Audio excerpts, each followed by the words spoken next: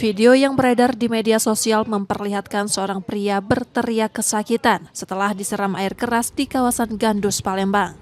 Peristiwa terjadi saat korban yang bekerja sebagai sopir pengangkut pasir berada di dalam mobil lalu didatangi pelaku yang merupakan rekan perempuannya.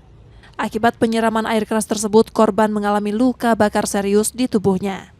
Warga yang melihat situasi itu langsung mengevakuasi korban ke klinik terdekat, sementara pelaku kabur dengan berjalan kaki. Saya itu masih di jalan, dari jalan kan, Bibi itu datang ke Mamang itu kan, jadi Mamang itu tuh apa ya, di Mamang kayaknya kan, posisi Mamang masih dalam mobil.